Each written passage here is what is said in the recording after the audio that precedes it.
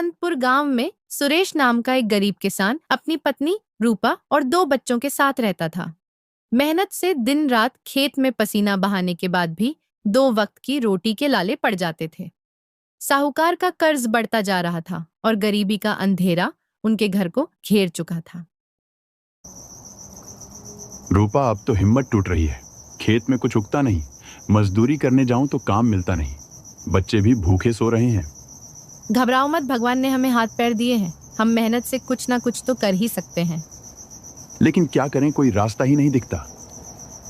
कल मैं गांव में जाकर देखती हूँ, शायद कोई काम मिले।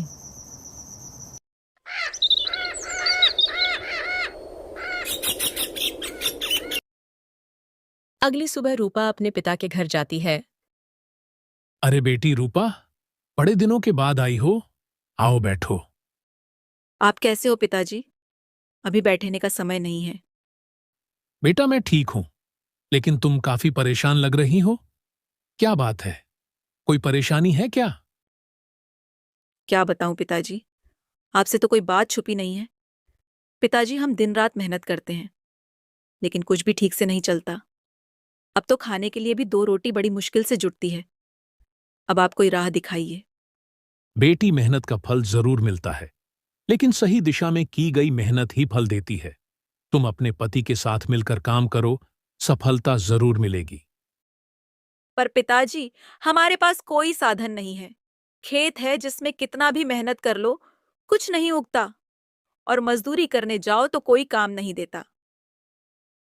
रूपा के पिता ने पास बंधे एक घोड़े की ओर इशारा करते हुए बोला, बेटी, मेरे पास इस घोड़े के अलावा तुम्हें देने के लिए कुछ नहीं है। ये घोड़ा अब से तुम्हारा हुआ, इसका अच्छा इस्तेमाल करना, यह तुम्हारी तकदीर बदल सकता है। रूपा को कुछ समझ नहीं आया, लेकिन उसने घोड़े को ले लिया और धन्यवाद कहकर घर लौट आई। ये घोड़ा कहां से लाई हो रूपा? पिताजी ने दिया है, कहाँ है कि यह हमारी तकदीर बदल सकता है। पर इस घोड़ा को लेकर हम क्या करेंगे? जी, पहले तो मुझे भी समझ में नहीं आया कि हम इसका क्या करेंगे, लेकिन अब मैंने सोच लिया है कि हम इसे इस्तेमाल करके लकड़ी बेचने का काम कर सकते हैं।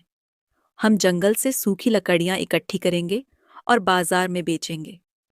सुरेश को यह विचार अच्छा लगा।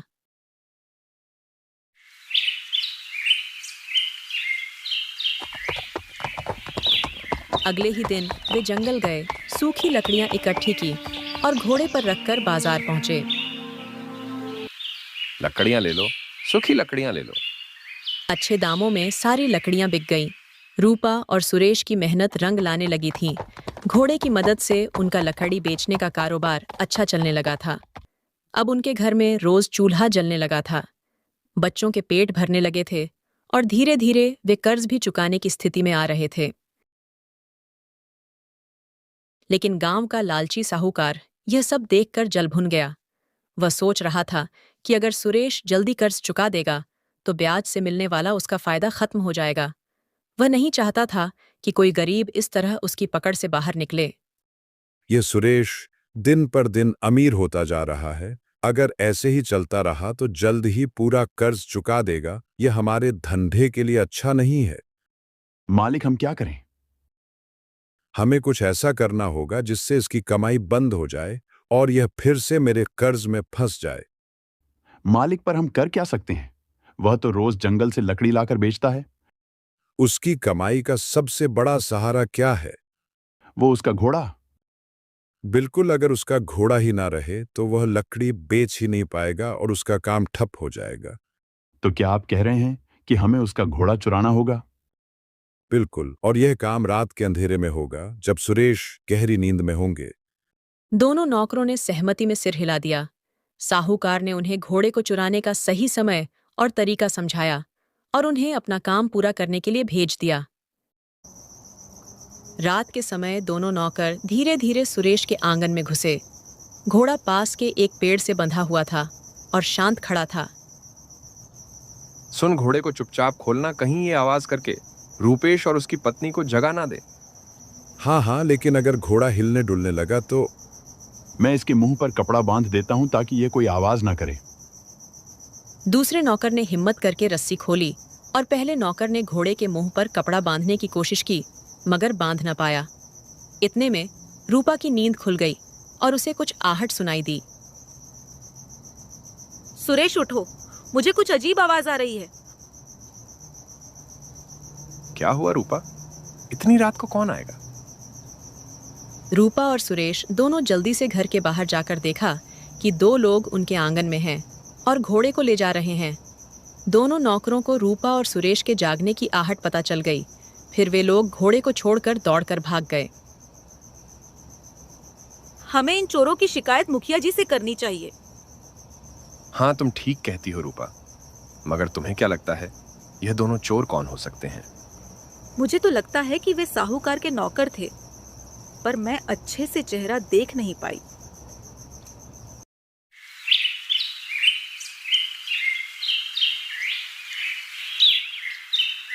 सुबह होते ही दोनों पति पत्नी मुखिया के पास जाते हैं और दोनों चोरों के बारे में बताते हैं। मुखिया साहूकार का अच्छा दोस्त होता है, इसलिए वह साहूकार के प्रति कोई एक्शन नहीं लेता और सुरेश से कहता है, सुरेश, जब तक तुम्हारे पास कोई ठोस सबूत ना हो तब तक मैं साहूकार को कुछ नहीं कह सकता। साहूकार के नौकरों के खिलाफ कोई सबूत ना होने के कारण मुखिया कुछ नहीं करता और रूपा सुरेश दोनों घर आ जाते हैं। वे लोग अपने घोड़े का ध्यान अच्छे से रखने लगते हैं। अब सुरेश रात में अपने आंगन में चारपाई लगाकर घोड़े के पास ही सोता। इधर साहूकार के नौकर साहूकार को सारी बात बता देते हैं, पर साहूकार हार मानने वाला नहीं था। वह कोई दूसरी चाल चलने की सोचता है।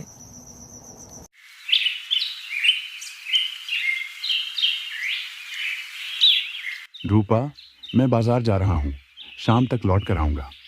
यदि मेरी सारी लकड़ियां बिक गईं तो आज ही साहूकार के पैसे चुका दूंगा। भगवान आपकी इच्छा को पूरी करें, पर जरा सावधान रहना, क्योंकि हमारे घोड़े के ऊपर किसी की बुरी नजर है। लकड़ियां बेचकर घर जल्दी आना। मैं खाना बनाकर आपका इंतजार करूंगी। ठीक है रूपा, मैं ध्यान रखूंगा। सुरेश ने घोड़े के ऊपर लकड़ी रखकर बाजार की ओर रवाना हो गया। कुछ देर बाद वह बाजार में पहुंचकर एक तरफ खड़ा हो गया और ग्राहकों को आवाज लगाने लगा, लकड़ियां ले लो, सूखी लकड़ियां ले लो, लकड़ियां ले लो, सूखी लकड़ियां ले लो। बाजार में साहूकार खड़ा था। उसकी नजर सुरेश के ऊपर पड़ी। इस फटीचर को आसानी से ठगा जा सकता है। वैसे भी यह शक्ल से ही जन्मजात मूर्ख लगता है। ये सोचकर वह सुरेश के पास पहुंचकर बोलता है, कैसे हो सुरेश भाई? सुना है तुम्हारी लकड़ियां बहुत ही उत्तम दर्जे की होती हैं। गांव वाले तुम्हारी लकड़ियां की बहुत तारीफ करते हैं। क्या तुम मुझे अपनी सारी लकड़ियां बेचना चाहोगे? बिल्कुल बेचनी है हुजूर, लेकिन कीमत क्या देंगे? तुम ही बताओ क्या कीमत चाहते हो? 200 रुपए लूंगा मालिक। सौदा महंगा है। खैर, क्या तुम लकड़ियां जिस हालत में है उसी हालत में बचोगे ना? हाँ बिल्कुल हुजूर, इसमें मुझे क्या एतराज हो सकता है। तब ठीक है, ये लो 200 रुपए और अपने घोड़े को लेकर जल्दी से मेरे पीछे पीछे चलो। पैसे लेने के बाद सुरेश घोड़े को लेकर साहूकार के पीछे पीछे चल पड़ता है। बड़ी किस्मत से आज कमाई अच्छी हुई है, यह सोचते हुए रूपेश साहूकार के पीछे चला जा रहा था। कुछ देर बाद साहूकार सुरेश और घोड़े को लेकर अपने घर पहुंचा। लकड़ियां तुम यहीं छोड़ दो और तुम जाओ। जैसी हुजूर की आज्ञा। ऐसा कहकर सुरेश ने जैसे ही घोड़े से लकड़ियां उतारने की कोशिश की, तभी लकड़हारे रुक जाओ, ये तुम क्या कर रहे हो? हुजूर, मैं तो घोड़े से लकड़ियां उतार रहा था ताकि घोड़े को ले जा सकूं।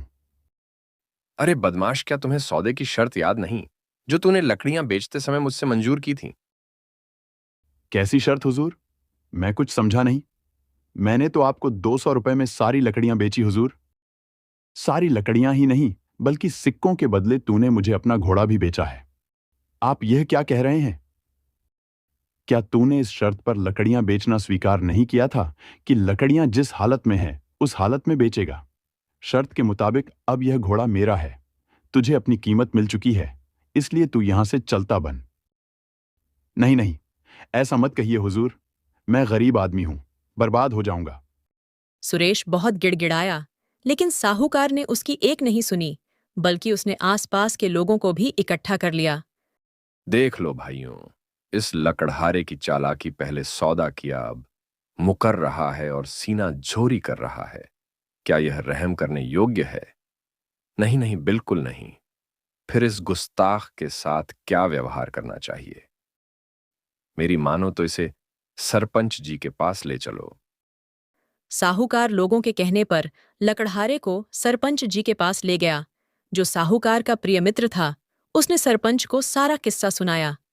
सारी बात सुनकर सरपंच जी ने अपने मित्र के पक्ष में ही फैसला सुनाया।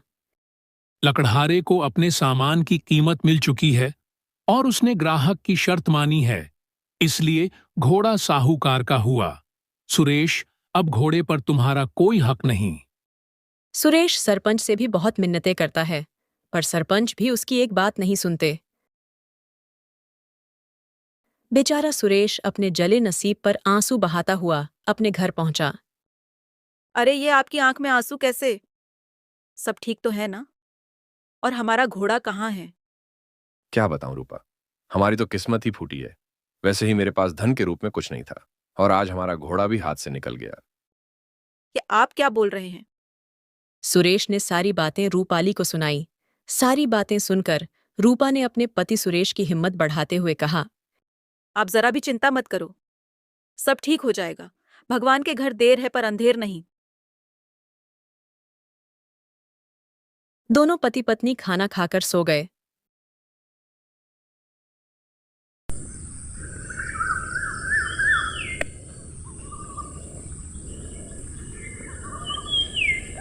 अगली सुबह दुख के कारण सुरेश चारपाई से उठ न सका। अपने पति की हालत देखकर रूपा बोली, लाओ वो 200 रुपए जो तुम्हें साहूकार ने कल दिए थे, वो रुपए मुझे दे दो। लेकिन रूपा, तुम क्या सोच रही हो और तुम क्या करने वाली हो? मैंने बस सोच लिया है कि साहूकार को सबक सिखा के रहूंगी। मैं इस पैसे से एक घोड़ा किराए पर लाऊंगी और मैं खुद बाजार में जाकर लकड़ी बेचूंगी। सुरेश से 200 रुपए लेकर रूपा बाजार की ओर निकल पड़ती है। हे प्रभु, इनकी रक्षा करना, बेचारे बहुत परेशान हैं। कैसे भी करके मुझे इनकी परेशानी को दूर करना है, मुझे अन्याय से लड़ने की शक्ति देना। प्रभु, अब तो आप ही हमारा सहारा है। ये सोचते सोचते वह अपने पिता के पास जाती है और उन्हें सारी बात बताती हैं। पिताजी, अब आप ही मेरी मदद कीजिए। लेकिन बेटी, मैं तुम्हारी मदद कैसे करूं? तुम ही बताओ। पिताजी, मुझे सबसे पहले एक घोड़ा चाहिए और एक आदमी, क्योंकि अगर मैं बाजार में लकड़ियां बेचने जाऊंगी तो वो साहूकार मुझे पहचान लेगा और मेरे जाल में नहीं फंसेगा। बेटी, घोड़ा तो मैं तुम्हें दिलवा दूंगा, लेकिन किस इंसान को तुम्हारे साथ भेजूं? क्योंकि इस गांव के लगभग सभी लोगों को साहूकार पहचानता है। और तभी रूपा का चचेरा भाई मोहन आ जाता है। राम राम काका। अरे रूपा दीदी, तुम भी यही हो? अच्छा हुआ तुमसे भी मुलाकात हो गई। रूपा और उसके पिता दोनों एक ही बात सोचते हैं कि मोहन को बाजार लेकर जाया जाए। अरे क्या हुआ, आप लोग इतने परेशान क्यों हो? मुझे देख खुश नहीं हुए क्या? अरे नहीं मोहन, ऐसी बात नहीं है, बल्कि तुमने तो हमारी मुश्किल हल कर दी। शायद हमारी मदद के लिए ही भगवान ने तुम्हें यहाँ भेजा। दीदी, तुम ये सब क्या बोल रही हो? मतलब मैं कुछ समझा नहीं। रूपा मोहन को साहूकार के बारे में सारी बात बताती हैं। दीदी, मुझे वह बेईमान साहूकार मिल गया तो मैं उसे छठी का दूध याद दिला दूंगा। बस तुम बताओ, तुम्हारी क्या योजना है? रूपा अपनी योजना मोहन को बताती हैं और दोनों भाई बहन घोड़े पर लकड़ियां लेकर बाजार पहुंचते हैं। बाजार पहुंचकर मोहन जोर जोर से आवाज लगाने लगता है, लकड़ियां ले लो, सूखी लकड़ियां ले लो, सस्ती में लकड़ियां ले लो। और रूपा दूर खड़ी देख रही थी। उस रोज भी वह साहूकार किसी को ठगने के विचार में बाजार आया था। उसने लकड़ियां बेच रहे मोहन की ओर देखा। वाह, भगवान ने आज फिर से मेरे लिए एक शिकार भेज दिया। कल मुझे एक घोड़ा मिला था और आज भी मुझे फिर से घोड़ा मिल जाएगा। यह सब सोचकर साहूकार मोहन के पास पहुंचा। क्या कीमत है तुम्हारी लकड़ियों की? 150 रुपए मालिक। महंगा सौदा है। क्या दाम कुछ कम नहीं करोगे? वैसे इस गांव के तो नहीं लगते हो। हाँ मालिक, मैं दूसरे गांव का हूं और सौदा 4 सिक्के भी आपको महंगा नहीं पड़ेगा हुजूर। मेरी लकड़ियां बिल्कुल सूखी और बहुत ही अच्छी हैं। मंजूर है तो बोलिए। यह इंसान तो बहुत चालाक लग रहा है।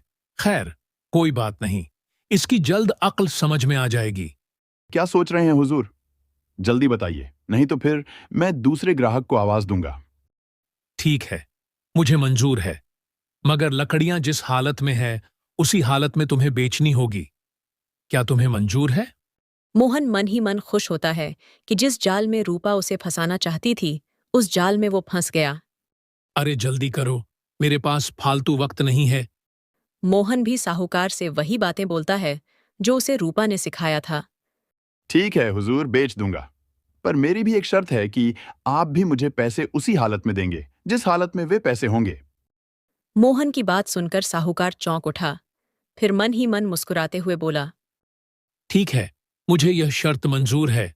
अब देर ना कर, अपने घोड़े के साथ मेरे पीछे पीछे चल। मोहन अपने घोड़े को साहूकार के पीछे पीछे लेकर चलने लगा। बेईमान कहीं का, अपने आप को बड़ा होशियार समझ रहा है। जब बात सामने आएगी तो खून के आंसू रोएगा। यह सब सोचते सोचते मोहन साहूकार के घर पहुंच गया। हुजूर, लकड़ियां कहाँ रखूं? अरे मूर्ख, तुमने क्या सौदा किया था? शर्त याद है या मैं याद दिलाऊं? अब लकड़ियों के साथ ये घोड़ा भी मेरा है। चलो इसको अब खंभे से बांध दो। ओह हाँ, यह शर्त तो मैं भूल ही गया था। माफी चाहता हूं मालिक, अभी घोड़ा बांध देता हूं। और मोहन ने चुपचाप घोड़े को पेड़ से बांध दिया। मैंने आपका हुक्म पूरा कर दिया हुजूर। लाइए, अब मेरी भी कीमत दे दीजिए। साहूकार अपनी धोती की जेब से पैसे निकालकर मोहन को देता है और तभी रूपा वहां आ जाती है। हुजूर, यह आप क्या कर रहे हैं? सौदे के हिसाब से लकड़ियां जिस हालत में थी, उस हालत में लकड़ियों के साथ साथ मेरा घोड़ा भी आपको मिल गया। लेकिन आपने मुझसे भी तो यह वादा किया था कि आप पैसे उसी हालत में देंगे जिस हालत में वह होंगे, और उस समय पैसे आपकी धोती में थे। इसलिए पैसों के साथ साथ आपको अपनी एक टांग काटकर मुझे देनी होगी। शर्त के मुताबिक आपको ऐसा करना ही होगा। लाइए, पैसों के साथ अपनी एक टांग भी काट कर दीजिए। रूपा की बात सुनकर साहूकार के होश उड़ गए। ये तुम क्या बक रही हो? और तुम यहां क्यों आई हो? बक नहीं रही मालिक, बल्कि न्याय की बात कर रही हूँ। आपको पैसों के साथ अपनी एक टांग भी देनी होगी। और हाँ, ये मेरा भाई है और ये घोड़ा भी हमारा है। तुम्हारी ये मजाल, मैं कहता हूं निकल जाओ मेरे घर से। ऐसे नहीं मालिक, अब तो मैं यहाँ से अपना हक लेकर ही जाऊंगी। रूपा जोर जोर से चिल्लाने लगी। भाइयों और बहनों, मेरी बात सुनो, मुझे इस बेईमान मालिक से न्याय दिलाओ। अरे ये तो लेने के देने पड़ गए। ये तो मेरा ही पासा मुझ पर ही उल्टा पड़ गया। अरे पहले मेरी बात तो सुनो। अब तो मैं सिर्फ एक ही शर्त पर आपकी बात सुनूंगी मालिक, कि पहले आप मुझे अपनी एक टांग काट कर दीजिए। साहूकार समझ गया था कि रूपा अपने पति के साथ किए गए धोखे का बदला ले रही है, और अगर लोग इकट्ठा हो गए तो वो भी रूपा का साथ देंगे। अरे टांग के बदले में तुम्हें ये घोड़ा, तुम्हारी सारी लकड़ियां और इन सब के साथ 200 रुपए भी देने को तैयार हूं। भगवान के लिए लोगों को इकट्ठा मत करो। और साथ ही साथ मैं तुम्हारे सारे कर्ज भी माफ करता हूं। मुझे अपना सबक मिल चुका है। रूपा साहूकार को सबक सिखा चुकी थी, इसलिए वो साहूकार को माफ कर देती है। ठीक है मालिक, आपको अपनी गलती का एहसास हो गया है तो ठीक है। आप मुझे मेरे दोनों घोड़े लौटा दीजिए, और हाँ, मैं आपसे लिए हुए पूरे कर्ज चुकाऊंगी। क्योंकि मालिक, हम गरीब जरूर हैं, लेकिन हम गरीब बहुत खुददार होते हैं, किसी के हक के पैसे नहीं मारते।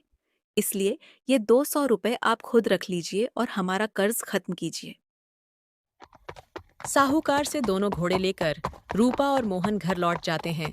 रूपा घर पहुंचकर खुशी खुशी सारी बात सुरेश को बताती है।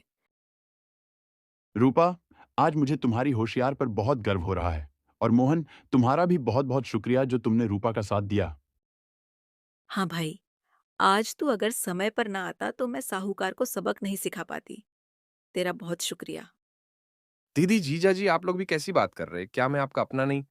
मुझे खुशी है कि मैं आप लोगों के कुछ काम आया। ठीक है, अब मैं चलता हूं। सुन, तू एक घोड़ा साथ लेकर जा और पिताजी के पास छोड़ देना। वो उसे उसके मालिक को वापस कर देंगे। दोस्तों,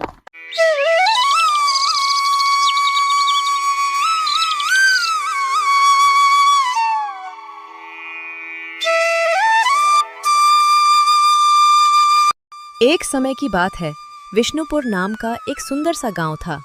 गांव में दो भाई रहा करते थे, रमेश और सुरेश। रमेश बहुत ही धनवान व्यक्ति था। उसके पास धन दौलत की कोई कमी नहीं थी। वो और उसकी पत्नी बहुत ही लालची किस्म के इंसान थे। और उधर उसका छोटा भाई सुरेश बहुत ही गरीब व्यक्ति था। माता पहले ही गुजर चुकी थी और पिता के बिस्तर पर पड़ते ही रमेश और उसकी पत्नी शहर में रहने चले गए और बीमार पिता की जिम्मेदारी छोटे भाई पर छोड़ दी। सुरेश बहुत ही मेहनती और संतोषी व्यक्ति था। वह अपने गांव की जमीन पर ही सारा दिन मजदूरी करता ताकि वह अपना गुजर बसर कर सके। सुनो, पिताजी की दवाइयाँ खत्म हो गई हैं। हाँ सुनीता, मुझे याद है, पर मेरे पास इतने पैसे नहीं कि मैं दवा खरीदूं।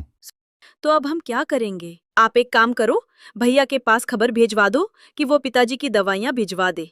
आखिर पिताजी उनकी भी जिम्मेवारी है।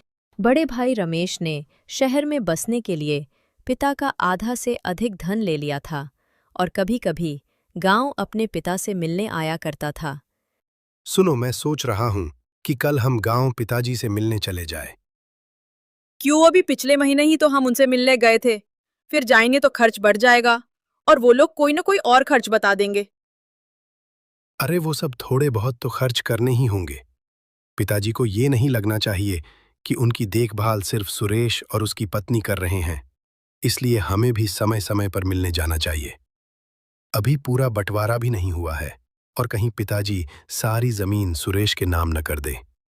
और मैंने सुना है कि सुरेश की गेहूं की फसल बहुत अच्छी आई है। चलो जरा देख कर आते हैं और थोड़ा बहुत लेकर भी आएंगे। ये तो आप ठीक बोल रहे हो। ठीक है, फिर कल ही हम गांव चलते हैं। रमेश इतना सारा धन पाकर भी खुश नहीं था। उसके मन के कोने कोने में धन की लालच भरी हुई थी। उसके पास जितना ही धन था, उसे उतना ही कम दिखाई पड़ता था और उसकी नज़र अब अपने छोटे भाई सुरेश की जमीन पर थी।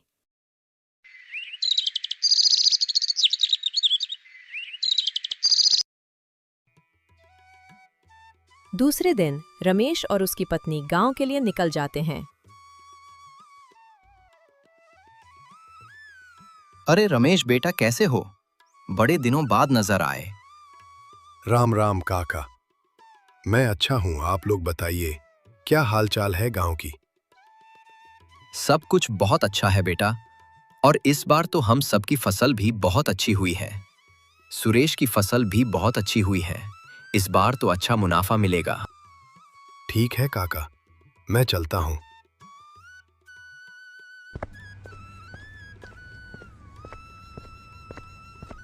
अरे सुनो, घर तो पीछे निकल गया।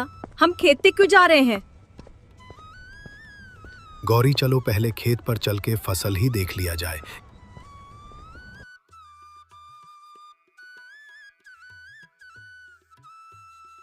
कैसे हो सुरेश? अरे भैया, अचानक आ गए। हाँ भाई, मैंने सोचा पिताजी की दवाइयाँ खत्म हो गई होगी, तो बस वही लेकर आ गया। पिताजी कैसे हैं? क्यों देवर जी, हमें अचानक यहाँ देखकर आपको अच्छा नहीं लगा क्या? अरे नहीं भाभी, ऐसी कोई बात नहीं, मैं तो बहुत खुश हूँ। देवर जी, गेहूं की फसल तो बहुत अच्छी हुई है। इस बार तो बहुत मुनाफा होगा। अरे भाभी, ये सब बातें तो होती रहेगी, आप लोग पहले घर चलो।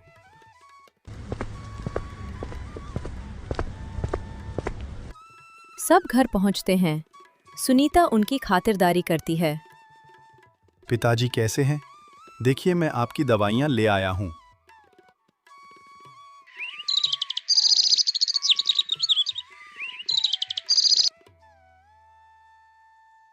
अगली सुबह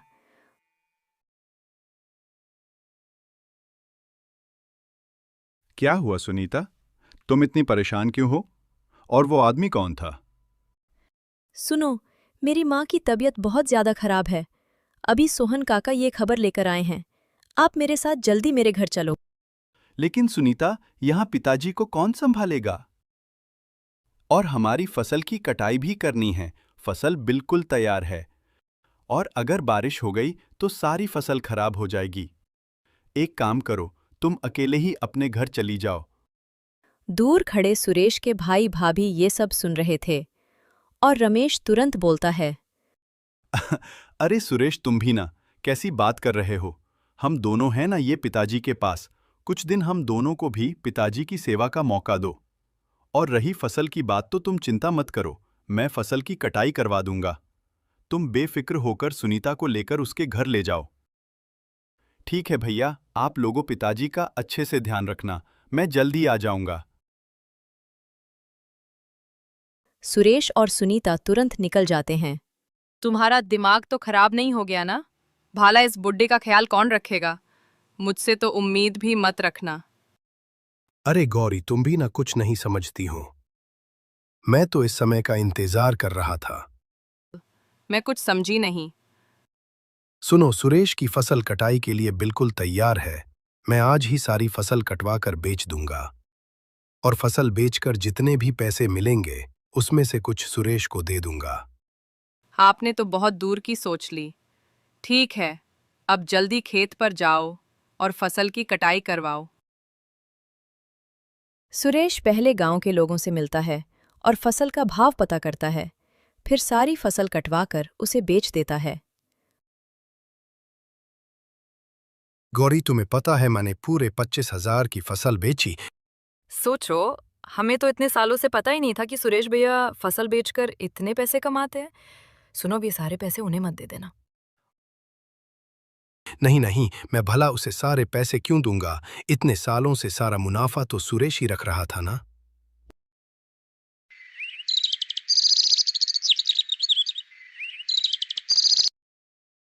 दो दिनों बाद जब सुरेश घर आता है तो रमेश उससे सिर्फ 5,000 रुपए देता है। ये लो भाई, तुम्हारे फसल की कीमत। पर भैया, ये तो बहुत कम है। मेरी फसल की कीमत तो कम से कम 25-30 हजार की थी।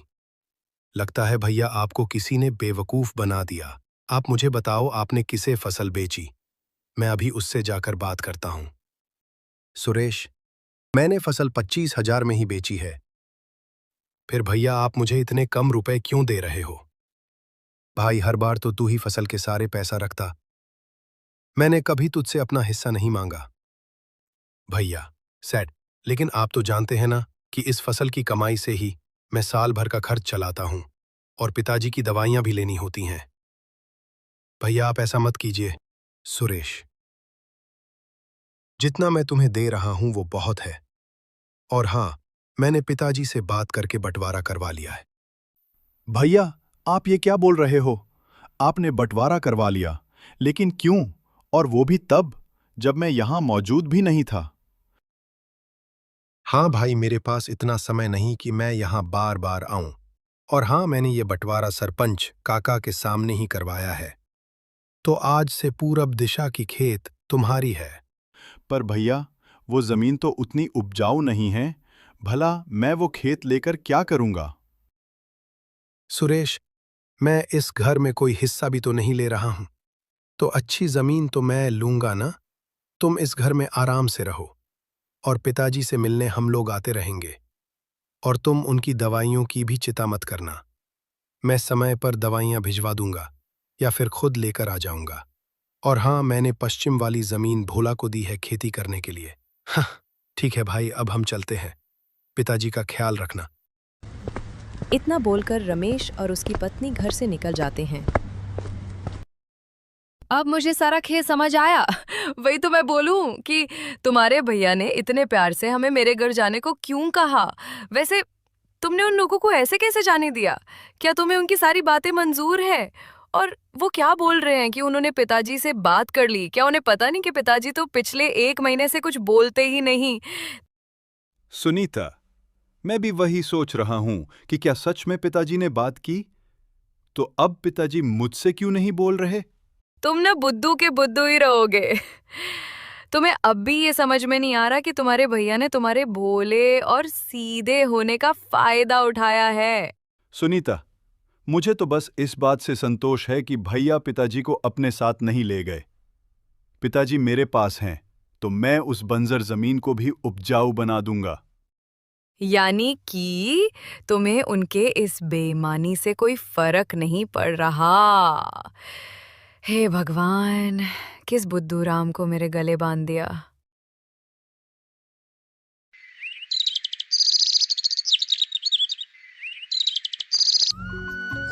अगली सुबह सुरेश एक नई उम्मीद के साथ अपने खेत के लिए निकल जाता है। खेत की हालत देखकर वो थोड़ा परेशान होता है। इस खेत की जमीन की हालत तो बहुत खराब है, लेकिन मैं हार नहीं मानूंगा और अपनी मेहनत से इस खेत को भी सोना बना दूंगा।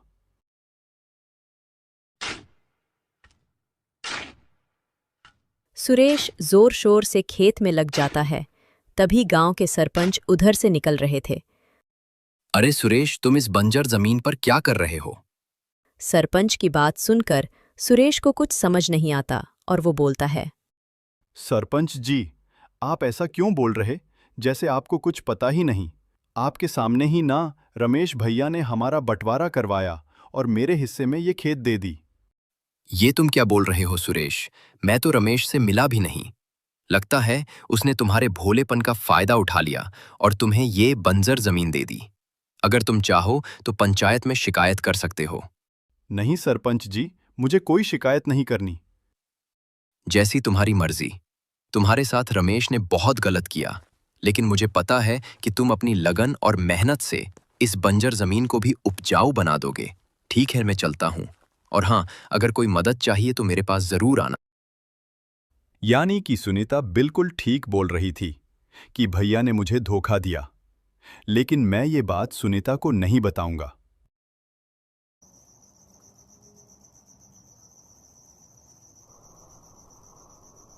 सुनो, घर में अब बहुत थोड़ा ही अनाज बचा है। भला अब हम क्या करेंगे? और कब तक तुम उस खेत में अपना समय बर्बाद करोगे? मैं तो कहती हूँ कि तुम कुछ और काम कर लो, वरना खाने के लाले पड़ जाएंगे। हाँ सुनीता, तुम ठीक बोल रही हो। अब तो मेरे पास पैसे भी नहीं हैं। मुझे भी खेत के लिए अच्छी खाद और बीज चाहिए। ये सब कैसे होगा? मैं कल से खेत के काम के साथ साथ कहीं मजदूरी का काम भी शुरू कर देता हूँ।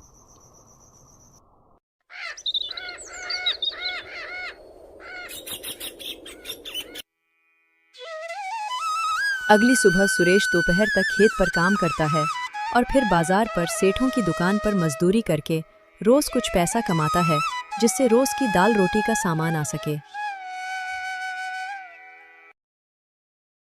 ऐसे ही कुछ समय निकल जाते हैं और कुछ महीने बाद सुरेश की मेहनत रंग लाती हैं और उसके खेत में अच्छे खासे फसल लहलहाने लगते हैं।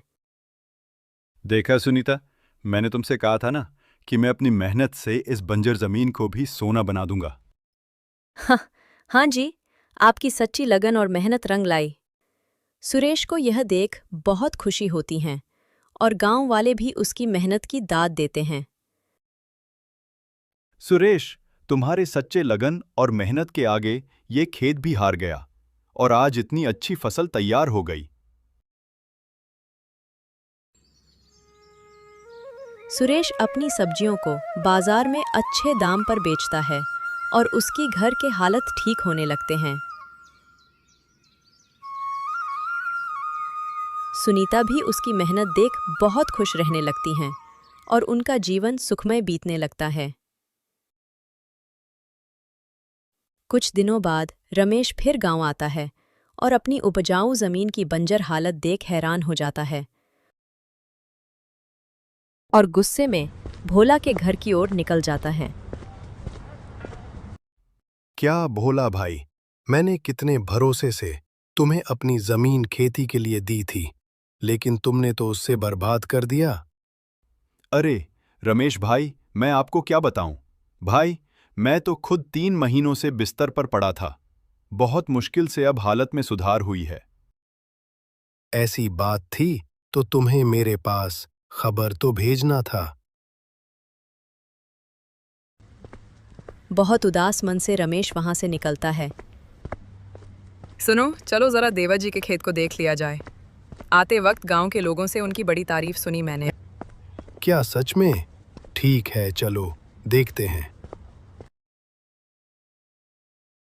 सुरेश खेत का नजारा देख दोनों पति पत्नी के होश उड़ जाते हैं। सभी सही कह रहे थे कि सुरेश ने अपनी मेहनत से इस बंजर जमीन को भी उपजाऊ बना दिया। चलो अब घर चलते हैं। थोड़ी देर में दोनों घर पहुंचते हैं। सुरेश, ओ भाई सुरेश, कहाँ हो तुम? अरे, लगता है घर में कोई नहीं है। लेकिन पिताजी को अकेले छोड़कर वो दोनों गए कहाँ? तभी रमेश के पिताजी अचानक कुछ बोलने लगते हैं। दोनों पति पत्नी उनके पास तुरंत जाते हैं। रमेश के पिताजी उन्हें कुछ बताते हैं और बोलते बोलते उनके प्राण निकल जाते हैं। गौरी, पिताजी तो अब नहीं रहे। वो सब छोड़ो, ये क्या बोल रहे थे कि घर में सोने के सिक्कों से भरे 4-4 मटके हैं, लेकिन कहाँ हैं? हम उन दोनों के रहते हुए घर में मटकों को कैसे ढूंढेंगे? तुम वो सब मुझ पर छोड़ दो। रमेश और उसकी पत्नी जोर जोर से रोने लगते हैं और पूरा गांव इकट्ठा हो जाता है। अरे लगता है काका अब नहीं रहे। रमेश बेटा मत रो, अच्छा हुआ काका चल बसे, बेचारे बहुत कष्ट में थे। लेकिन सुरेश कहाँ है? मुझे भी नहीं मालूम भैया, मैं तो बस अभी ही शहर से आया था और देखा कि घर में कोई नहीं है और पिताजी हम सबको छोड़कर जा चुके थे। मैं तो उनसे मिल भी नहीं पाया और पता नहीं पिताजी को इस हालत में छोड़ वो दोनों कहाँ घूम रहे। तभी सुरेश और सुनीता दोनों आ जाते हैं और ये सब देख हैरान हो जाते हैं। भैया क्या हुआ? आप क्यों रो रहे? क्या तुम्हें दिखाई नहीं दे रहा कि पिताजी हमें छोड़कर चले गए? अगर तुम लोग उनकी देखरेख नहीं कर सकते थे तो मुझे बोल देते, मैं उनको अपने साथ शहर ले जाता। ये आप क्या बोल रहे भैया? पिताजी नहीं रहे? सुरेश भी पिता की गम में बहुत रोता है। दोनों भाई मिलकर पिता का अंतिम संस्कार करते हैं और घर लौटते ही रमेश सुरेश से बोलता है, अब तुम दोनों इस घर में नहीं रह सकते। तुम्हारी वजह से हमारे पिताजी इस दुनिया से चले गए। तुम लोग उन्हें ऐसी हालत में अकेला छोड़कर कहाँ घूम रहे थे? भैया हम घूमने नहीं गए थे, वो तो अचानक सुनीता की तबीयत खराब हो गई थी तो हम डॉक्टर के पास गए थे और हम मुकेश काका को पिताजी के पास छोड़कर गए थे। सुनो, अब तुम दोनों बातें मत बनाओ और यहाँ से निकल जाओ। लेकिन भैया हम कहाँ जाएंगे? तुम दोनों गांव के बाहर जो हमारी झोपड़ी है वहां रह सकते हो, जहां अक्सर पिताजी जाया करते थे। लेकिन भैया वहां तो कोई नहीं आता जाता, भला हम वहां कैसे रहेंगे? अब मैं कुछ नहीं सुनना चाहता, निकल जाओ यहाँ से। ये सब सुन सुनीता को बहुत गुस्सा आता है, लेकिन इससे पहले वो कुछ बोले, सुरेश सुनीता को लेकर वहां से निकल जाता है। अरे दोनों तो बड़ी आसानी से घर छोड़कर चले गए। चलो अब हम सोने के सिक्के ढूंढते हैं। दोनों लालची पति पत्नी पूरे घर में सिक्के ढूंढते हैं। इधर सुरेश और सुनीता बड़े उदास मन से गांव छोड़कर जा रहे थे और तभी अरे मुकेश काका, आप पिताजी को छोड़कर कहाँ चले गए थे? आपको पता है पिताजी हमें छोड़कर चले गए। हाँ बेटा, मुझे माफ कर देना। दरअसल मैं जब तुम्हारे पिताजी के पास था तभी मुझे पता चला कि तुम्हारी काकी सीढ़ियों से गिर गई है और मैं जल्दबाजी में वहां से निकल गया। मुझे माफ कर देना बेटा। कोई बात नहीं काका, शायद हमारे साथ ये सब होना था। लेकिन तुम लोग कहाँ जा रहे हो बेटा? काका, रमेश भैया ने हमें घर से निकाल दिया, इसलिए हम गांव से बाहर वाली झोपड़ी में जा रहे। भला उसने तुम्हें घर से क्यों निकाला? और उस सुनसान झोपड़ी में तुम लोग कैसे रहोगे? वहां तो कोई आता जाता भी नहीं है। पता नहीं काका। अच्छा, हम चलते हैं।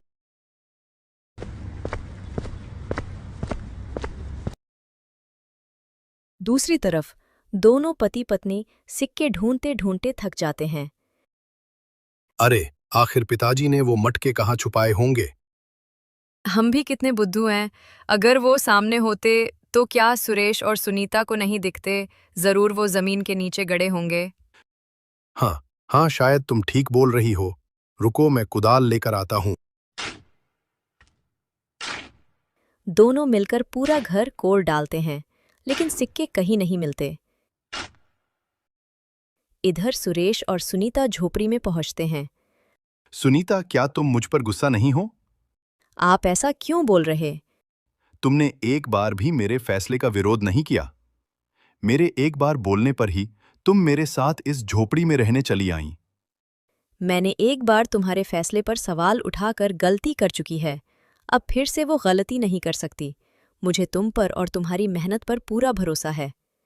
लेकिन सुनीता, मैं अब अंदर से टूट चुका हूं। मुझे एक ही बात बार बार सता रही है कि कहीं सच में हमारी लापरवाही के वजह से तो पिताजी की जान नहीं चली गई।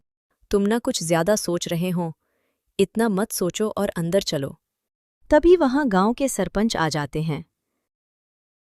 सुरेश बेटा, माफ करना, मैं तुम्हारे पिताजी के अंतिम संस्कार में शामिल नहीं हो पाया। बेटा दरअसल में गांव से बाहर गया हुआ था और गांव जैसे ही आया, मुकेश ने मुझे सब कुछ बताया। काका, अब होनी को कौन टाल सकता है? जो होना था वो हो गया। सब बात ही कर रहे थे कि सुनीता की आवाज आती है। सुनो, जल्दी अंदर आओ, जल्दी अंदर आओ। सब जल्दी से झोपड़ी के अंदर जाते हैं और सबकी आंखें फटी की फटी रह जाती हैं।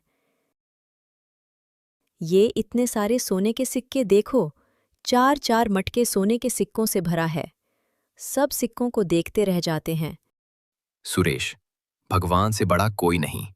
देख, उन्हें भी तेरे साथ हुए अन्याय देखे नहीं गए, और तुम दोनों ने अपने पिता की भी कितनी सेवा की थी।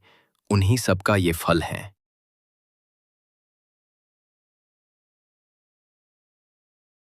सारी ये बात पूरे गांव में फैल जाती है।